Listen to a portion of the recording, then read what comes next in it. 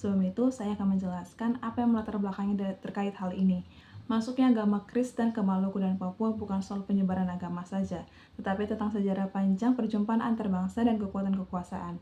Semuanya bermula ketika bangsa Portugis tiba di wilayah timur Indonesia pada abad ke-16. Selain mereka berdagang, mereka juga membawa ajaran Katolik ke daerah Maluku dan Papua. Beberapa dekade kemudian, Belanda datang melalui VOC dan memperkenalkan ajaran Protestan, yang awalnya bukan bagian misi mereka. Penyebaran kekristenan saat itu hadir bersama berbagai kepentingan ekonomi dan politik. Agama seringkali dijadikan sebagai alat pendukung kekuasaan, bukan hanya bagian dari penyebaran kabar baik saat itu. Hal ini membuat sebagian orang merasa curiga dan menolak agama tersebut karena melihatnya sebagai bagian dari penjajahan. Meski begitu, kekristenan tetap bertumbuh di Maluku dan Papua, melewati masa-masa sulit dan menjadikan bagian penting dari kehidupan masyarakat hingga saat ini. Sekian. Teman-teman, sekarang kita akan membahas mengenai sejarah kekristenan yang dibawa oleh Belanda, terkhususnya Kristen Protestan menuju ke Maluku.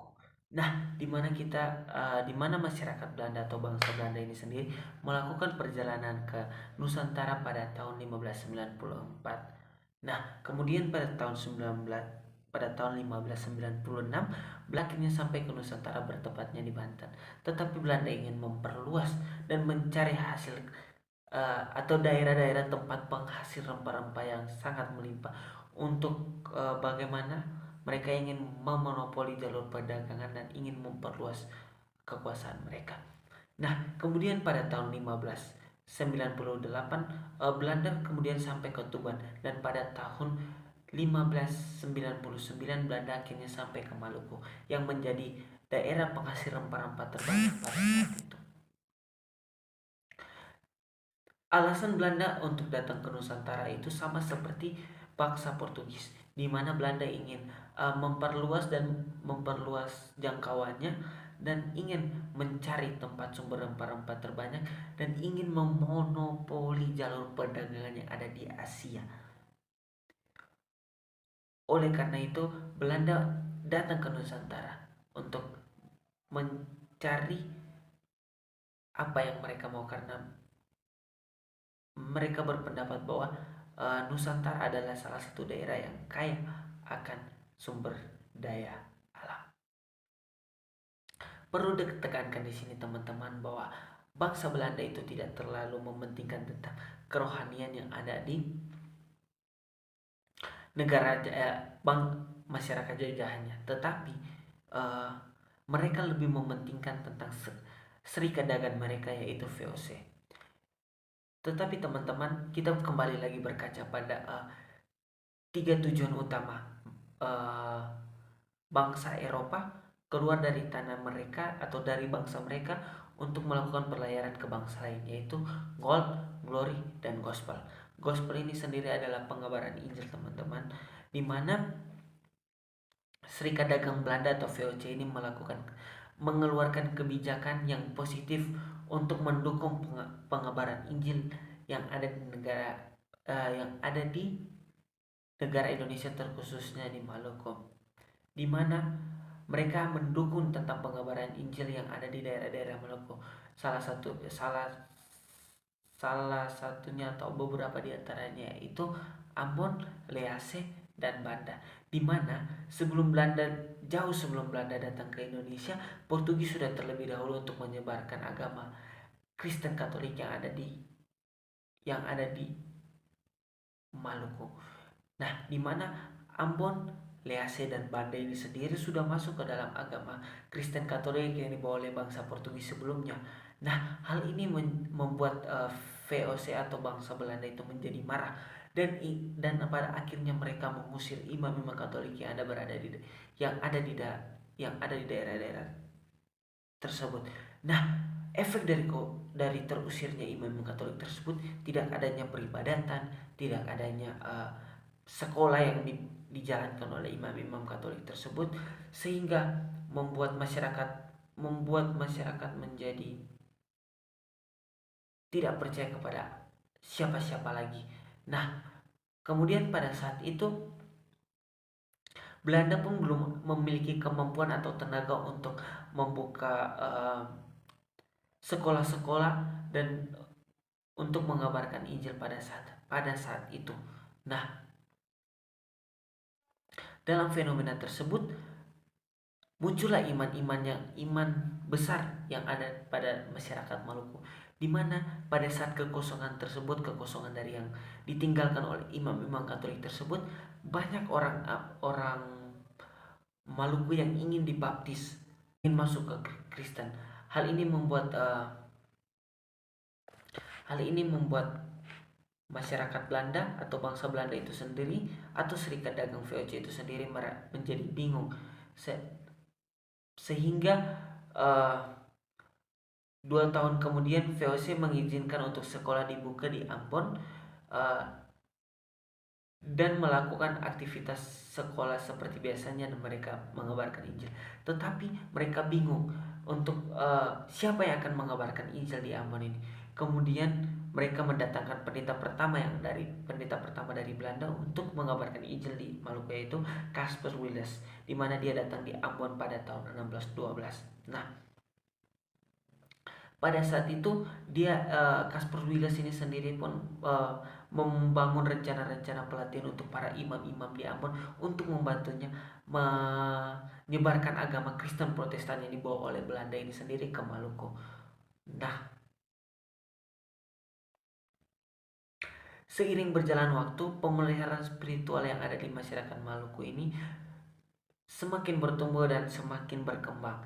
Walaupun kita lihat pada awalnya jumlah yang kekristenan yang ada pada saat zaman Portugis itu 16.000 lebih, cuma 16.000 lebih. Tetapi ketika kekristenan ini berkembang pada masa penyebaran kekristenan oleh bangsa Belanda itu sendiri, sehingga pada saat itu kekristenan dari yang awalnya 16.000 dia berkembang menjadi 33.000 sampai detik ini dia berkembang dan menjadi lebih besar lagi tuh teman-teman. Nah, untuk itu hal yang menjadi titik berat dan titik pendukung utama untuk menjadi dasar dalam penyebaran agama Kristen ini sendiri adalah ibadah dan komuni minggu komuni minggu yang menjadi aspek utama untuk penyebaran agama Kristen ini sendiri, teman-teman. Sekian itu adalah beberapa sejarah yang ada dan yang saya bisa sampaikan kepada teman-teman semua. Sekian dan terima kasih. Oke, saya akan melanjutkan peran Nevoce dan gereja Protestan di Maluku. Pada tahun 1605, kata Nevoce merebut benteng-benteng Portugis di Banda dan di Ambon. Orang-orang Kristen di Ambon dan Lease yang telah merupakan sekutu orang Portugis menjadi rakyat kompeni. Sebaliknya, orang Islam di situ, musuh kawakan orang Portugis, menjadi sekutu Evoce. Mereka menggantikan pengaruh Katolik Portugis dengan Protestanisme beralih reformasi Calvinis. Komunitas Kristen lokal yang sebelumnya dididik oleh misi Katolik dipaksa untuk beralih ke bentuk baru kekristenan ini. Hal ini dilakukan bukan demi misi rohani, melainkan sebagai bagian dari pengendalian sosial dan politik. Dalam pandangan FOC, rakyat yang tunduk secara spiritual akan lebih mudah dikendalikan secara ekonomi dan militer. Salah satu strategi utama penyebaran agama Kristen oleh FOC adalah didirikannya sekolah-sekolah sebagai pusat pendidikan seperti di Ambon, serta menjadi alat indoktrinasi keagamaan. Materi selanjutnya yaitu perkembangan Gereja Protestan Maluku. Setelah Gereja Protestan Maluku ditetapkan pada tahun 1935, gereja ini masih disebut sebagai gereja negara. Ini yang menyebabkan wilayah kekuasaan gereja ini berbatasan dengan kekuasaan wilayah pemerintahan. Sebelum tahun 1866 dan setelah tahun 1926, daerah-daerah di Maluku ini disebut sebagai Gubernamen Maluku, yang luasnya melebihi Maluku yang sekarang. Selanjutnya, dalam abad ke-20 di Ternate dan juga pulau-pulau barat daya dari Wetar sampai ke Sermata itu disatukan dengan resort pendeta di Kupang. Dilihat dari sisi ekonomi, Maluku ini telah kehilangan kedudukan yang ditempati daerah itu dalam abad-abad sebelumnya. Di Hindia Belanda, daerah yang menjadi pusat ialah Pulau Jawa dan Sumatera, sedangkan Maluku menjadi daerah pinggiran. Banda merupakan salah satu daerah yang menikmati kemakmuran dari tahun 1865 sampai 1895. Dalam arti lain, Ambon dan Pulau-Pulau Lease khususnya Saparua tetap menjadi pusat yang penting. Pada tahun 1930, terdapat 450.000 anggota GPI, dan yang berdiam di Maluku itu sekitar 190.000 anggota. Dan pada abad ke-19, GPI ini menjalani jalur baru dengan adanya pengaruh dari lembaga Sending. Jalur ini diprakarsai oleh Joseph Camp. Dia merasa bahwa tidak adil kalau orang Kristen itu kurang mendapatkan pemeliharaan secara rohani, yang membuat dia mendatangkan utusan dari NZG. Seiring berjalannya waktu, kerjasama antara pemerintah dan NZG ini diputuskan karena pihak swasta yang kurang berwibawa. Walaupun kerjasama ini telah diputuskan, para tenaga Sending ini diberikan status sebagai pekerja resmi di GPI dengan pangkat sebagai pendeta pendamping atau pendeta pembantu. Karena tidak ada tenaga untuk membantu orang Indonesia dalam menjaga kerohaniannya ini, maka ini menjadi tugas atau pekerjaan sampingan bagi pendeta. Tenaga khusus dalam hal kerohanian kemudian disediakan pada tahun 1867. Perubahan ini terjadi adalah hasil dari para sendling. Pada akhirnya, keberhasilan inilah yang akhirnya melahirkan Gereja Protestan Maluku, tepatnya pada tanggal 6 September 1935. Pada masa VOC, itu di abad ke-19, jemaat Indonesia itu tidak disediakan tenaga guru untuk mengajar. Pada saat itu hanya ada orang-orang mengurus gereja sekaligus sekolah, karena dilandasi pada negara Kristen. Namun, ketika orang yang mengurusi hal ini telah bubar, sehingga sekolah pun tidak lagi merupakan usaha patungan antara gereja dan bangsa. Namun perubahan ini belum dirasakan di Ambon karena adanya pendeta dan juga sending yang mengatur sekolah dan juga guru didikan SPG Kristen Roskot. Tetapi pemerintah menekankan pada sifat netral antara sekolah dan juga gereja. Maka mereka harus mengubah dari guru ke tenaga kerja lain yang juga bisa melayani jemaat. Bisa saja dari tua agama yang nantinya disebut sebagai guru jemaat. Pada jemaat awal di Ambon Lease, itu guru-guru jemaat itu diganti oleh pendeta yang sudah mendapatkan pendidikan yang baik dan pada akhirnya mendapat tugas untuk menjadi pendeta seutuhnya. Karena adanya kegiatan pengabaran Injil ini, maka muncullah jemaat-jemaat baru di daerah pinggiran, itu seperti Serang, Guru, dan Pulau-Pulau Selatan. Jemaat-jemaat baru ini kemudian dilayani oleh para guru jemaat. Kemudian pada masa pelayanan Joseph Camp, daerah pinggiran di atas menjadi tempat tinggal para sending dengan guru-guru dari Ambon yang membuat ratusan orang kemudian dibaptis. Namun ketika Joseph Camp meninggal, perluasan jemaat ini menurun. GPI kemudian dapat mengatasi masalah ini dengan adanya pendeta-pendeta pembantu dan pendeta pribumi, sehingga perluasan jemaat ini tetap terjadi.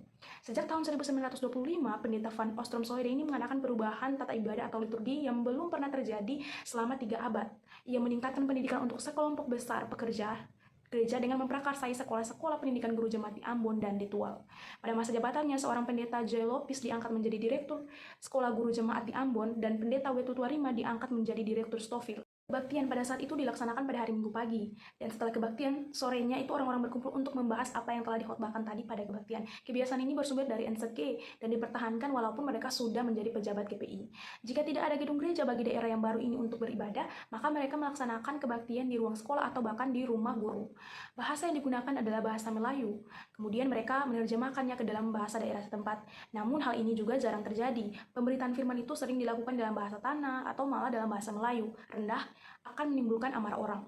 GPM itu menyatakan pengakuan imannya pada tahun 1935 yang menyatakan dengan berdasarkan Yesus Kristus ia mendapat perumusan pengakuan iman dalam ke-12 perkara iman yang berdasar pada Alkitab. Hal ini berbeda dengan rumusan pengakuan GPI yang hanya menyebutkan Injil menurut asas agama Protestan.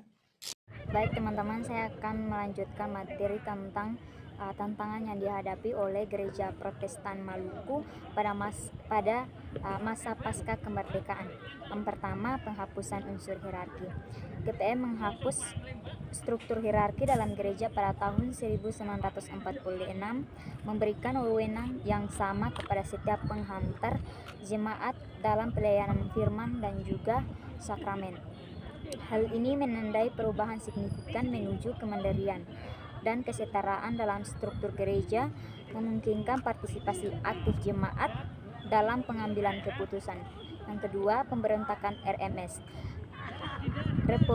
Pemberontakan Republik Maluku Selatan pada awal 1950-an menyebabkan penderitaan besar bagi masyarakat dan jemaat gereja, termasuk kerusakan fisik gereja dan trauma sosial. GPM berupaya jemaat yang terkena dampak. Yang ketiga, ketegangan antara adat dan ajaran Injil.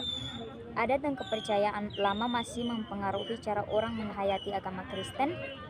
GPM mengeluarkan pesan tobat pada tahun 1960 untuk menyeimbangkan tradisi lokal dan iman Kristen, serta mempromosikan inkulturasi yang tepat. Hal ini membantu gereja memahami dan menghayati iman Kristen dalam konteks budaya lokal. Yang keempat, Perang Dunia Kedua dan kedudukan Jepang. Banyak pendeta dalam pelayanan gereja tewas terbunuh gedung gereja disita dan tata gereja diubah secara paksa oleh pemerintah Jepang. GPM mengalami tantangan berat dalam mempertahankan eksistensi dan pelayanannya serta berupaya memulihkan jemaat dan infrastruktur gereja pasca perang. Nah, selanjutnya saya akan menjelaskan masuknya kekristenan di Papua. Penyebaran Injil di Papua dimulai dari daerah selatan bagian timur. Pada saat itu, daerah tersebut masih memiliki jumlah penduduk yang jarang sekali karena disebabkan oleh keadaan alam dan peperangan antar suku pada saat itu. Nah, beberapa suku terpenting dalam sejarah penyebaran Injil di Papua, salah satunya adalah suku Numfor atau Pulau Numfor di pantai timur daerah Kepala Burung, dan juga orang Biak atau Pulau Biak dan beberapa tempat lainnya. Nah, kekristenan di Papua dimulai dengan kedatangan dua misionaris dari Jerman, yaitu William Otto dan Johann Geisler, pada tanggal 5 Februari 1895 di Pulau Mansiman dan Malapari. Pada awalnya masyarakat lokal takut dan mencurigai mereka karena mereka belum pernah melihat orang kulit putih. Nah, pada sekitar abad 19, orang Papua masih menganut agama asli, kecuali beberapa kelompok di Raja Ampat dan sekitarnya yang sudah menganut agama Islam akibat dari pengaruh pendatang dari Maluku. Nah, corak agama Papua pada saat itu masih berada dalam corak kebudayaan yang mereka anut, seperti masih adanya patung-patung anggota keluarga yang sudah meninggal atau mereka sebut korwar, dan juga patung-patung nenek moyang yang mereka sebut rumsram. Nah, patung-patung ini mereka taruh dalam gedung besar di kampung Nunfor dan Biak sebagai tempat pusat yang sakral bagi mereka. Adapun gerakan Koreri yang mereka bangun, yang dasarnya ialah mempercayai Mansemen Manggudi sebagai salah satu tokoh zaman purbakala yang mereka anggap sebagai dewa yang memiliki rahasia kehidupan sejahtera yang bebas dari sakit dan maut. Gerakan ini membuat para Sending tidak menyukainya karena mereka menganggap bahwa ini adalah gerakan yang menyimpang dari iman.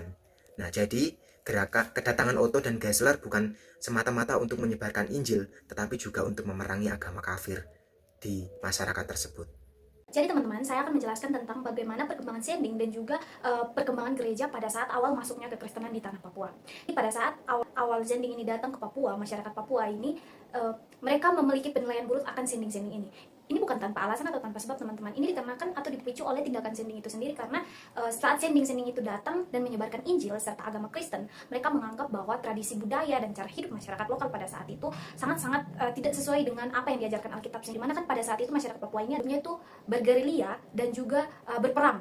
Balas dendam itu sudah menjadi bagian dari kehidupan mereka. Karena itu masyarakat lokal juga jadi memandang buruk kepada Sending, karena mereka menganggap bahwa Sending ini adalah orang asing yang ikut campur. Tetapi sebenarnya masyarakat tertarik pada ajaran kekristenan yang para Sending ini ajarkan. Pada tahun 1863 datanglah organisasi Sending utusan dari Eropa, yaitu UZV, untuk membantu para Sending yang sudah terdahulu menyebarkan Injil di tanah Papua. Salah satu dari utusan Sending UZV ini adalah J.L. Van Hessel. Nah teman-teman, J.L. Van Hessel ini dalam pendekatannya untuk memberitakan Injil, dia berbeda dengan kelompok Sending yang lainnya yang sudah terdahulu. Dia lebih terbuka kepada masyarakat. Penyebaran Injil pun ia lakukan dengan cara dialog kepada masyarakat. Para Sending ini berhasil membangun pos-pos pelayanan dan memperluas wilayahnya ke selatan. Namun pada saat perluasan wilayah ini, para Sending ini mengalami banyak tantangan, di mana pada saat itu karena faktor umur, para Sending ini banyak yang meninggal dan juga banyak keluarga mereka yang meninggal, sehingga mereka diharuskan untuk kembali ke Belanda. Karena banyaknya tantangan yang dihadapi oleh para Sending, baik yang berasal dari mereka sendiri maupun dari masyarakat lokal tadi, setelah 50 tahun mereka berpelayanan, hanya 150 orang Irian yang mau dibaptis. Dan pada tahun 1907 terjadi peningkatan secara besar-besaran terhadap jemaat yang ingin dibaptis, terkhususnya di Pulau Ron.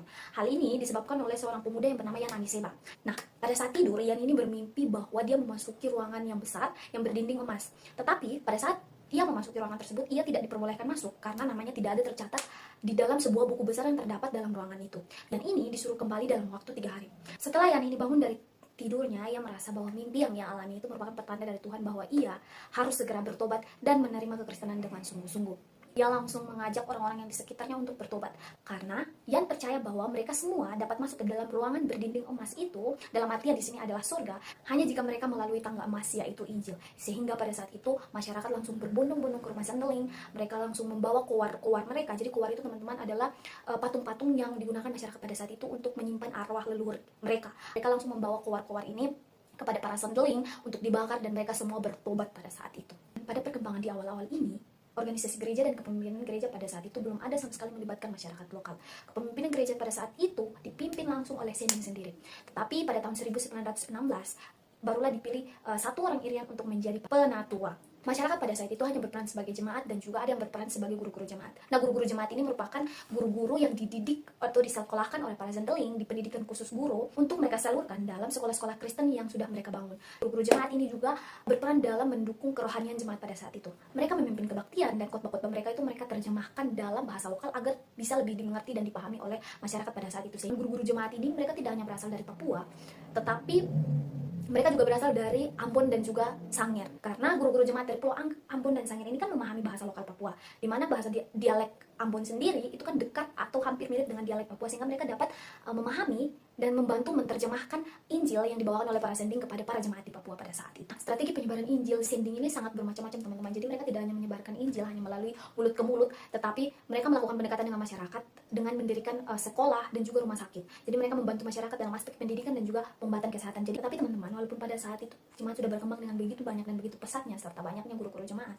namun pada saat itu gereja di Papua ini mereka belum berdiri sendiri, mereka belum dilepaskan oleh bangsa kolonial. Barulah pada Perang Dunia Kedua ketika para sending ini banyak yang menjadi korban, para sending ini banyak yang ditangkap dan dimasukkan ke dalam penjara, ini mempercepat proses kemandirian jemaat di Papua pada saat itu. Para sending yang tersisa ini yang masih bebas, mereka mengutus satu orang guru jemaat, yaitu Guru Rumainum, untuk bersekolah teologi di Makassar pada saat itu. Pada tahun 1952 ia kembali dan ia langsung ditabiskan menjadi pendeta di gereja Papua. Akhirnya pada bulan Oktober 1956 gereja di Papua ini berdiri sendiri sebagai Sinode Gereja Kristen Irian Jaya atau yang disingkat dengan GKI IRJA, dengan pendeta Rumainum sebagai pendeta dan juga ketua sinode yang pertama. Sini kita akan masuk dalam kesimpulannya, yaitu masuknya kekristenan ke Maluku dan Papua itu memiliki keunikan yang berbeda-beda, di mana di Maluku itu kekristenan dibawa oleh kekuasaan bangsa Portugis dan selanjutnya dibawa oleh kolonial Belanda pada zaman VOC. Sedangkan di Papua Injil mulai masuk melalui pelayanan langsung, yaitu hidup bersama rakyat dan melalui berbagai pendekatan. Oke teman-teman, kita akan masuk dalam tanggapan kritis, itu yang dimana penyebaran kekristenan itu dia berlangsung lama namun tidak merata. Nah, mereka itu menghadapi tantangan budaya dan adat istiadat dengan pendekatan penginjilan yang menghargai dialog budaya itu lebih efektif daripada pemaksaan VOC. VOC itu menggantikan Katolik Portugis dan Protestan menggunakan pendidikan dan penerjemahan Alkitab itu sebagai penyebaran, namun cenderung lambat dan kurang tanggapan terhadap konteks lokal. Setelah kolonialisme, gereja Protestan Maluku itu bertransformasi menuju otonomi, namun masih menghadapi tantangan sosial dan warisan kolonial.